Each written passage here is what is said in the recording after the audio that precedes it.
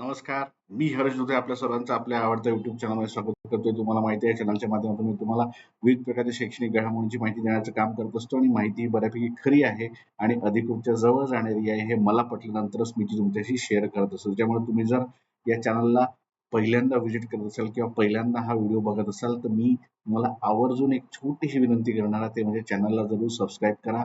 या चॅनलचा उद्देश खूप प्रामाणिक आहे तो म्हणजे तुमच्यासारख्या सर्व विद्यार्थ्यांना योग्य आणि खऱ्या शैक्षणिक घडामोडींची माहिती तुमच्यापर्यंत पोहोचली पाहिजे. तुमचा प्रवेश हा चांगल्या महाविद्यालयात, चांगल्या कॉलेजात होऊन तुम्हाला चांगलं शिक्षण मिळालं पाहिजे आणि तुमचं करिअर हे चांगलं झालं पाहिजे असा एक प्रामाणिक उद्देश मी डोळ्यासमोर ठेवून हे चॅनल सुरू केलं आहे. त्याचप्रमाणे पालकांना कुठेतरी आपल्या पाल्याला शिक्षणासाठी कमी शुल्क भरायला लागलं पाहिजे. त्याचप्रमाणे त्याच्यासुद्धा ज्या काही त्याला वाटतं की पालकाला माझ्या मुलांनी चांगलं शिक्षण शिकावं, त्याच्यासाठी चांगली माहिती, चांगलं मार्गदर्शन मिळावं, हाही एक उद्देश त्याच्या मागे आहे. आणि सर्वात महत्त्वाचं म्हणजे की आपल्या समाजात तळागाळात अनेक विद्यार्थी आहेत. आपण बघतो की त्यांना शैक्षणिक शिक्षण शिक्षणाची खूप आवड असते. त्यांना शिकायचं असतं, त्यांना उच्च शिक्षण घ्यायचं असतं. मात्र त्यांना योग्य माहिती मिळत नाही, त्यांना प्रवेश प्रक्रियेची माहिती मिळत नाही, मार्गदर्शन मिळत नाही, माहिती मिळत नाही. त्याच्यामुळे हे विद्यार्थी बिचारे प्रवेश प्रक्रियेतच येत नाहीत आणि शिक्षण घेत नाहीत. त्याच्यामुळे हे सर्व विद्यार्थी प्रवेश प्रक्रियेत येऊन, शिक्षणाच्या प्रवाहात येऊन ते शिक्षण शिकावं आणि त्यांचं करिअर चांगलं व्हावं हाही एक उद्देश आहे. हे चांगले काही माझे उद्देश आहेत त्याच्यामुळं ते मला साकार करायचे आहे. त्याच्यामुळंच कुठेतरी तुम्ही सर्वांनी जर चॅनलला सबस्क्राईब करून हे व्हिडिओ अधिकाधिक गरजू आणि होतकरू विद्यार्थ्यांपर्यंत पोहोचवले तर त्यांचा फायदा होणार आहे आणि या चॅनलद्वारे देण्यात येणारी माहिती ही विनामूल्य असणार आहे. पूर्णपणे विनामूल्य आहे. तुमचा फायदा व्हावा हाच माझा एक फायदा आहे.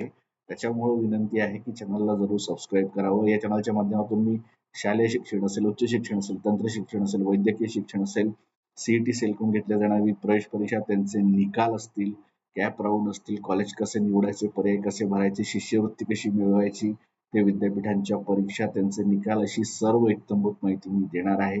त्याच्यामुळेच तुम्ही चॅनलला सबस्क्राईब करा अशी मी तुम्हाला विनंती करणार आहे. गेल्या अनेक दिवसांपासून मुलींचं शिक्षण हे मोफत येणार याच्यावर चर्चा चालू आहे आणि याच्यावरच आपण आजचा हा विषय असताना याच्यावर माहिती देणार आहे तुम्हाला.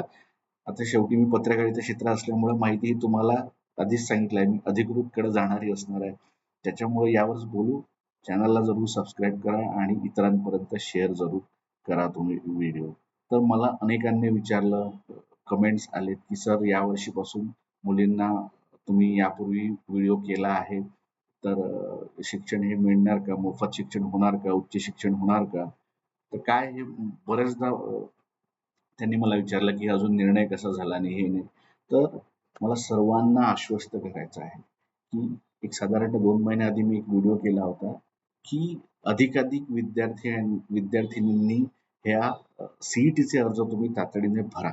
आत्ता भरून ठेवा फक्त. कारण असं नको व्हायला की निर्णय व्हायचा मोफत शिक्षणाचा आणि तुम्ही CETच दिलेली नाही त्याच्यामुळे तुमचा प्रवेशच होणार नाही. त्याच्यामुळं त्यांना मी आग्रहाची 2दा व्हिडिओ केला. तुम्ही काढून बघा मागच्या व्हिडिओ माझे त्याच्यामध्ये की तुम्ही जस्ट यावर्षी CET द्या. पैशांचं सरकार बघेल. काहीतरी होईल याच्यावर चांगला निर्णय होणार आहे. आणि मला तुम्हाला सर्वांना आश्वस्त करायचं आहे की खरंच राज्य सरकार मुलींचं शिक्षण हे मोफत करण्याबाबत फार गांभीर्याने विचार करत आहे. अत्यंत गांभीर्याने हा विचार सध्या सुरू आहे आणि कधीही हा निर्णय हा होऊ शकतो. बघा, ह्या संपूर्ण निर्णयाला एक प्रोसेस असते. ती प्रोसेस काय आहे साधारणतः?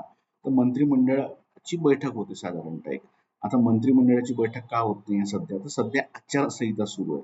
तुम्ही म्हणाल की लोकसभा निवडणुका तर संपल्या, आता कशी काय आचारसंहिता आहे? तर मुंबई आणि नाशिकमध्ये पदवीधर मतदारसंघ आणि शिक्षक मतदारसंघाची निवडणूक असल्यामुळे आचारसंहिता आहे. त्याच्यामुळं लाभाच्या योजना असतात किंवा ज्याच्यामुळे लोकांना अधिकाधिक लाभ होतात, अशा काही योजनांची घोषणा करता येत नाही. ते निर्णय जाहीर करता येत नाही. त्याच्यामुळं थोड्या अडचणी आहेत. मात्र हा निर्णय होणार आहे, असं आता दाट शक्यता ही निर्माण झाली आहे. कारण की समाजाकडून रेटा वाढल्याच.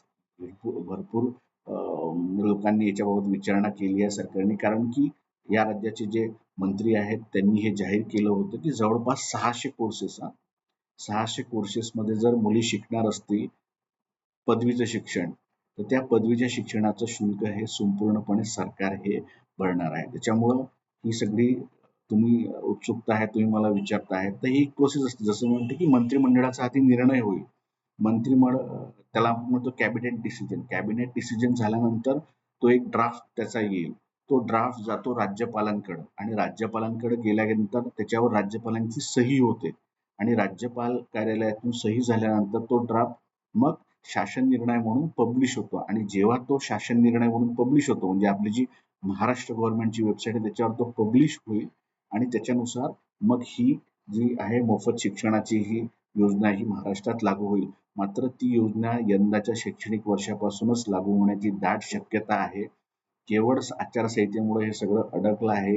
ज्या दिवशी आचारसंहिता संपेल साधारणतः 25-24 जून नंतर हे आचारसंहिता ही संपण्याची शक्यता आहे आणि त्याच्यानंतर एक मंत्रिमंडळाची बैठक होईल आणि त्या मंत्रिमंडळाच्या बैठकीमध्ये हा निर्णय घेण्यात येईल. त्याच्यानंतर असं सांगितलं की राज्यपालांची स्वाक्षरी होईल राजभवनातून त्याच्यावर आणि मग तो निर्णय म्हणून हा प्रसिद्ध होणार आहे. आता निर्णय हा काय असणार आहे? तर त्याला माहिती आहे की महाराष्ट्रामध्ये आत्ता तरी सध्या 12वी पर्यंत मुलींना शिक्षण हे मोफत आहे बऱ्यापैकी. तर आता हा निर्णय असा असणार आहे की जवळपास पदवीचं जे शिक्षण आहे, जवळपास 600 अभ्यासक्रम ते सगळे हे विद्यार्थिनींना मोफत असणार आहे. म्हणजे ₹0 त्यांना भरावे लागणार असा हा साधारणतः शासनाचा निर्णय हा येण्याच्या ह्याच्यात आहे. आता तुम्ही म्हणाल की कुठले कोर्सेस याच्यामध्ये असणार आहे साधारणतः?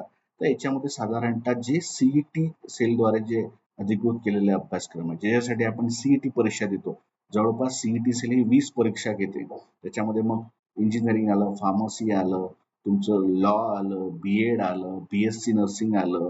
हे सगळे जे अभ्यासक्रम आहे जवळपास त्याच्या या सर्वांना लागू असणार आहे. त्याच्यामध्ये बीपीएड आलं, एमपीएड आलं, सगळे जे काही कोर्सेस आहेत जवळपास 600 अभ्यासक्रम तुम्ही पकडून चला साधारणतः पदवीचे. त्या पदवीच्या सगळ्या म्हणजे आर्किटेक्चरचा असेल, हॉटेल मॅनेजमेंटचा असेल, लॉचा असेल, बीएडचा असेल, फार्मसी असेल, तिकडे तुम्हाला अजून इंटिग्रेटेड कोर्स असेल, या सर्वांना हा निर्णय हा लागू असणार आहे आणि तो निर्णय हा लागू होईल. आता अनेक जण म्हणाले मला सर हा निर्णय इंजिनिअरिंगला लागू असेल का? बिलकुल हा निर्णय इंजिनिअरिंगला लागू असेल. इंजिनिअरिंग म्हणजे बॅचलर ऑफ इंजिनिअरिंग बीटेकला लागू असेल हा निर्णय. मला काहींनी विचारलं की मेडिकलची फी तर फार जास्त असते, मग खरंच मेडिकलला लागू होणार आहे का? बिलकुल हा मेडिकलला सुद्धा लागू होणार आहे. जे महाराष्ट्रातील वैद्यकीय अभ्यासक्रम आहे त्यांना सुद्धा हा लागू होणार आहे. कदाचित विद्यार्थ्यांना बीएससी नर्सिंग तर असेल, बीएएमएस, बीएचएमएस, बीयूएमएस, बीडीएस हे अभ्यासक्रम आहेत. त्यासोबतच एमबीबीएसचीही शुल्क हे भरावं लागणार नाही अशी ही शक्यता आहे. एकदा तो निर्णय शासनाचा पब्लिश झाला की त्याच्यामध्ये हे कोर्सेस हे येतील सगळं. त्याच्यामध्ये उच्च शिक्षणाचे कोर्सेस असतील, तंत्र शिक्षणाचे कोर्सेस असतील, वैद्यकीय शिक्षणाचे कोर्सेस येतील आणि हे सगळे कोर्सेस आले की आपल्या सगळ्या शंका या दूर होतील. पण माझी माहिती अशी आहे की त्याच्यामध्ये हे सर्व अभ्यासक्रम येणार आहे पदवी अभ्यासक्रमांचे, म्हणून कदाचित विद्यार्थिनींना ₹0 हे भरावे लागणार आहे आणि त्यांचं हे शिक्षण होणार आहे. आणि ही खरंच काळाची गरज होती. आपल्याला माहित असेल की आजही समाजामध्ये तळागाळातील विद्यार्थ्यांमध्ये, ग्रामीण भागामध्ये विद्यार्थिनीला फारसं पुढे शिक्षण घेण्याबाबत फार अडचणी येतात. एक तर कुटुंबाची आर्थिक परिस्थिती चांगली नसते, फार कमी आहे आणि त्याच्यातच भरपूर अशा अडचणी असतात. त्याच्यामुळं मुली शिक्षण शिकत नाही. ही आजही परिस्थिती आहे. मुली फार तर 10वी पर्यंत किंवा 12वी पर्यंत शिक्षण घेतात आणि पुढं ते शिक्षण घेऊ शकत नाही. आणि अशा अनेक इन्सिडेंट हे महाराष्ट्रामध्ये झाला आहे की त्याच्यामध्ये त्यांचा थोडं काही विद्यार्थिनींनी टोकाचं पाऊल उचललं आहे. त्याच्यामुळे या घटना परत होऊ नये. त्याच्यामुळं कुठेतरी या सगळ्या विद्यार्थिनी शिक्षणाच्या प्रवाहात याव्यात म्हणून हा निर्णय हा घेण्यात येत आहे. तुम्ही जर ग्रामीण भागाचा विचार केला, शहरातील ठीक आहे, शहरातही अशीच परिस्थिती आहे ज्यांचे आर्थिक दुर्बल वंचित घटकातील विद्यार्थिनी आहेत, ज्यांना शिक्षणाचं पूर्ण शुल्क भरावं लागतं. वाईट परिस्थिती आहे आणि हे व्हायलाच पाहिजे. मुलींना काय मी तर म्हणतो मुलांनाही शिक्षण हे पूर्णपणे फ्रीच मिळालं पाहिजे पदवीपर्यंतचा. सर्वांना शिक्षण हे फ्री मिळालं पाहिजे. शिक्षण आणि आरोग्य, वैद्यकीय सोयीसुविधा ह्या 2 गोष्टी जर फ्री झाल्या ना, तर भरपूर प्रश्न हे सुटतात. तर आता सध्या प्रश्न आहे हा मुलींच्या शिक्षणाचा सध्या. तर मुलींच्या शहरातील जसं सांगितलं की आर्थिक दुर्बल घटकातील काही कुटुंब असतात, त्यांची शुल्क भरायची ताकद नसते. त्याच्यामुळं ह्या विद्यार्थिनींना सुद्धा त्याचा फायदा होईल. ग्रामीण भागाचा विचार केला तर अनेक शेतकरी कुटुंब असतात, अनेक शेतमजूर असतात, अनेक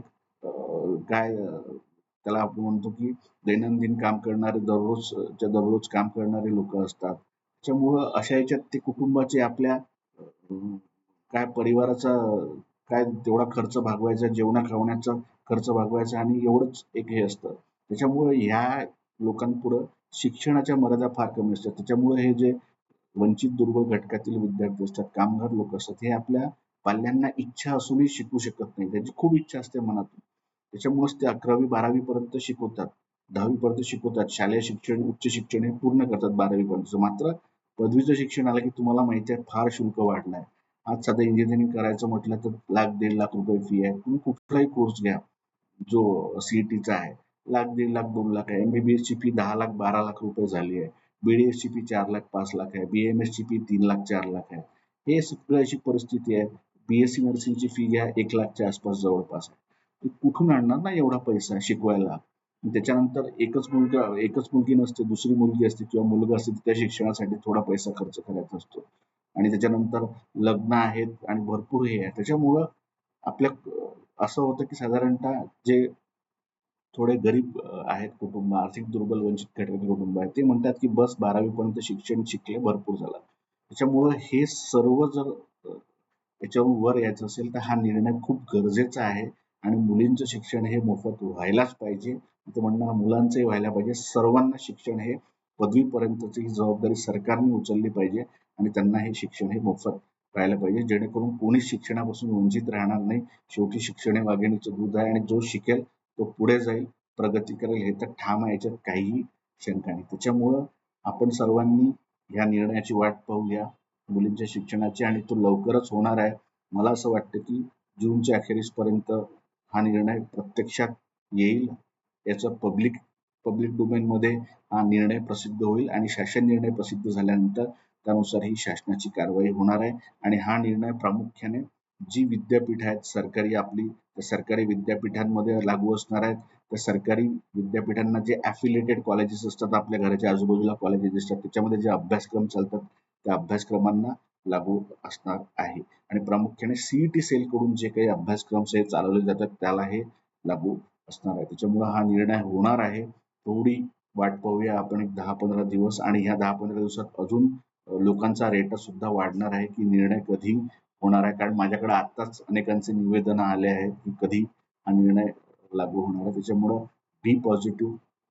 आता सध्या आपण सगळ्यांनी सीईटी दिली आहे, निकाल लागले आहेत. कॉलेजांनी जसं मी सांगितलं की कॉलेजांची लिस्ट बनवा, कागदपत्रांची यादी बनवा आणि त्यानुसार प्रवेशाची प्रक्रिया करा. साधारणतः पुढच्या आठवड्यामध्ये ही कॅट प्रवेश प्रक्रियेला सुरुवात होणार आहे आणि ती प्रवेश प्रक्रिया सुरू झाली की तुम्हाला वेळच मिळणार नाही. त्याच्यामुळे आतापासून तयारी करून ठेवा आणि हा निर्णय होईल अशी आपण काळजी घेऊया. निर्णय होण्याची दाट शक्यता आहे. मात्र जोपर्यंत निर्णय प्रत्यक्षात आपण पाहत नाही किंवा आपल्याकडे PDF स्वरूपात किंवा महाराष्ट्र गव्हर्नमेंटच्या वेबसाईटवर येत नाही तोपर्यंत आपण शक्यता आहे हे असंच म्हणूया. मात्र एकूणच जर बघितलं तर मंत्र्यांची जाहीर भाषणं बघितली किंवा मंत्र्यांचे स्टेटमेंट बघितले तर ते सर्वजण सकारात्मक आहे आणि हा निर्णय होणार आहे. आणि आत्ता जर बघितलं तर अनेक जे ओबीसी आहेत, अनेक जे काही EWS आहेत, काही राखीव प्रवर्गातील विद्यार्थी आहेत, त्यांना आताच 50% हे शुल्क सरकारच भरतं. त्याच्यामुळं थोडा ताण वाढणार आहे सरकारवर. त्याच्यामुळे हा ते ताण निश्चितच महाराष्ट्र राज्य हे करू शकतं. त्याच्यामुळे हा निर्णय होईल असं मला वाटतं. तशाच नाविन्यपूर्ण शैक्षणिक घडामोडी मी सांगत असतो तुम्हाला, म्हणून म्हणतो चॅनलला सबस्क्राईब करा. नसेल केलं तर आवर्जून सबस्क्राईब केला आणि हा व्हिडिओ कृपया करून गरजू विद्यार्थिनींपर्यंत पोहोचवा, त्यांच्या पालकांपर्यंत पोहोचवा अशी मी तुम्हाला विनंती करणार आहे. टेलिग्रामवर जर्नलिस्ट हर्ष जस्ट सर्च करा तुम्ही. टेलिग्रामवर जर्नलिस्ट हर्ष दुधे, जे तुम्हाला तिथे सुद्धा माझं चॅनल सुरू केलं आहे. तिथे सुद्धा तुम्ही सबस्क्राईब करू शकता जेणेकरून तुम्हाला परिपत्रक वगैरे शेअर करता येईल. अशाच नाविन्यपूर्ण शैक्षणिक घडामोडींच्या वाचनासाठी भेटत राहूया. तोपर्यंत धन्यवाद.